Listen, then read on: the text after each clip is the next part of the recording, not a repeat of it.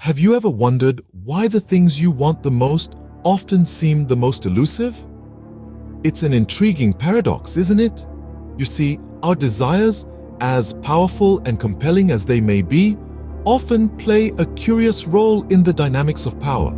It's almost as if the universe conspires to keep us away from what we want the most. But what if I told you that the power to change this lies within your grasp?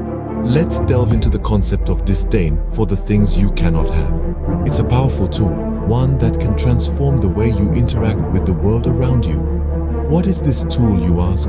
Well, it's the power of ignoring the things that you can't have.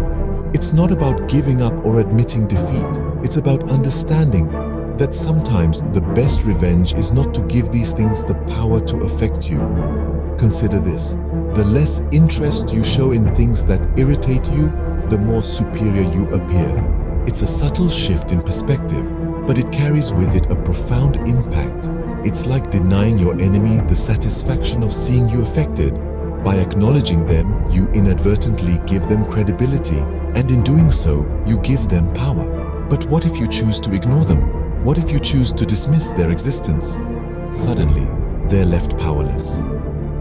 Now let's look at the paradox of desire. It's a curious thing, isn't it? The more you want something, the more it seems to elude you. It's as if your desire is too strong, too intense. It can make others feel uncomfortable, fearful even. It's like a beacon that sends out signals of desperation, and in the realm of power, desperation is a weakness. Sometimes it's best to leave things alone. It's about understanding when to step back, when to let go. It's about realizing that by turning your back on what you want, you can drive your opponents to the brink of insanity. It's not about giving up. It's about understanding the power of disdain and using it to your advantage.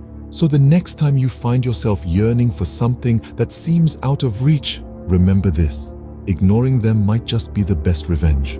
Have you ever been dazzled by a grand gesture, so much so that you've forgotten to question what lies beneath? This is the art and power of spectacle. It's an age-old strategy used by kings, queens, and leaders throughout history. They've understood that by creating breathtaking spectacles, they could amplify their presence and power, leaving the masses too mesmerized to question their motives or actions. But how does it work? It's quite simple, really. Visual gestures carry a unique, emotive power that words often lack. Consider a grand parade, a spectacular fireworks display, or a dramatic public performance. They have the ability to captivate audiences, stir emotions, and unite people in a shared experience. Words, on the other hand, can be divisive. They're open to interpretation, they can be misunderstood, and they can lead to disagreements and disputes. But a compelling spectacle, it transcends language, culture, and personal beliefs. It's immediate, it's impactful, and it's unambiguous. Now, you might be wondering, how can I use this to my advantage? Well, think about the times you've needed to make an impression, to assert your influence, or to rally people to a cause. A well-planned spectacle can do just that. It can draw attention, command respect, and create an aura of power and authority. But remember, the spectacle isn't just about grandeur and extravagance. It's about understanding your audience, knowing what will captivate them, and delivering it in the most impactful way. It's about creating a narrative, a story that resonates with people and leaves a lasting impression. So, whether you're leading a team, running a business, or simply trying to make an impact in your personal life, consider the power of spectacle. Use it wisely and judiciously, and watch how it can transform your image, enhance your influence, and unite people around your vision. Where words divide, images unite. Harness this power to your advantage. Have you ever felt the need to hide your true feelings in order to blend in? It's a strategy that many of us employ, whether consciously or subconsciously. It's the mask of conformity, a tool we use to navigate the varied landscapes of our personal and professional lives. There's a certain power in thinking as you like, but behaving like others. It's not about being false or inauthentic, but rather about understanding the dynamics of the world we live in. We live in societies that value harmony and unity, and sometimes the price of that unity is conformity. Believe it or not, consistently going against the grain can breed resentment. It's human nature to compare, to judge, and to feel inferior when faced with someone who is unafraid to stand out. While it's important to express your ideas and beliefs, doing so in a way that disregards the feelings of others can lead to isolation. But what if you could retain your individuality while still fostering a sense of belonging? This is where the mask of conformity comes into play. By behaving like others, you can avoid the resentment and hostility that often comes with standing out. You can nurture the common touch, establish relationships, and build a base of power. Hiding your true feelings doesn't mean suppressing them. It means expressing them in a targeted and strategic manner. Instead of shouting your beliefs from the rooftops, you can disseminate them gradually, subtly influencing those around you. When you've established a base of power, your ideas are more likely to be accepted, not because they're radical or groundbreaking, but because they're coming from you, someone who belongs, who understands, and who empathizes. The mask of conformity isn't about losing yourself to fit in. It's about understanding the power dynamics at play and using them to your advantage. It's about establishing a foundation from which you can influence and lead. So, the next time you feel the need to go against the grain, ask yourself, is it worth the resentment, or is it better to blend in, to build your power, and to influence from within? Blend in until you're powerful enough to stand out. Scene script. Have you ever noticed how anger can make people look ridiculous? This question brings us to a cunning strategy known as stirring up waters to catch fish. This tactic is all about understanding your opponent's weaknesses and using them to your advantage. It's a game of provocation where you deliberately trigger your adversaries, causing them to lose their composure and, as a result, weaken their power. Imagine a calm pond. If you make a ripple, you disturb the peace, causing the fish to scatter and become easier to catch. Similarly, in life, if you can stay calm and composed while stirring up your opponent's emotions, you can gain an upper hand. But how do you provoke your opponents without being affected yourself? The key lies in finding their vulnerabilities. Everyone has a soft spot, a point of weakness. It could be their pride, their past mistakes, or perhaps their fear of failure.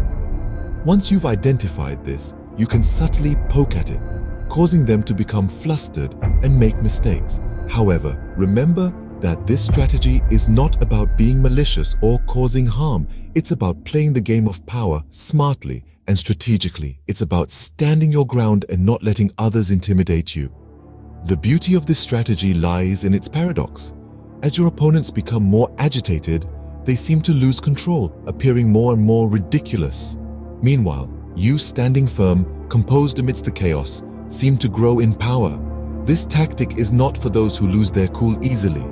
It requires patience, understanding, and most importantly, the ability to control your emotions. Your calm demeanor will not only frustrate your opponents, but also make you seem more powerful and in control. To master this strategy, you must learn to detach yourself from the situation, to observe rather than react. By doing so, you'll be able to maintain your composure and make calculated decisions rather than being driven by emotions. The calmer you remain, the more powerful you become. Remember this the next time you find yourself in a situation where others are trying to provoke you. Instead of reacting, take a step back, observe, and strategize. You'll be surprised at how much power you can wield by simply staying calm. Scene script. Have you ever doubted the value of something that comes for free? It's a question that often leads us down a rabbit hole of contemplation. The concept of free is a seductive one, but it often comes with a hidden cost. This cost isn't always in the form of money. Instead, it's a psychological price that we unwittingly pay. Let's consider this. When something comes for free, it often brings with it a sense of obligation. A feeling of gratitude, guilt, or even deceit can creep in. You may feel compelled to return the favor, or worse, You might feel like you've been tricked into a situation where you owe someone. It's a scenario that can be avoided by simply paying for what you receive. Now you may be thinking, why would I choose to pay when I can get it for free? But here's the thing, paying for something doesn't just absolve you from the psychological burden, it also gives you a sense of ownership. You know that what you have is truly yours, earned through your hard work. You're not beholden to anyone, and in that independence, there's a unique power. Moreover, being generous with your money can be a sign of power. It shows that you have enough to give, enough to share. It's not about showing off. It's about demonstrating your capacity. And remember, generosity isn't just about monetary transactions. It's about giving your time, your knowledge, your expertise. It's about adding value to others' lives in a way that money can't always measure. So, the next time you're tempted by the allure of free, take a moment to consider the true cost.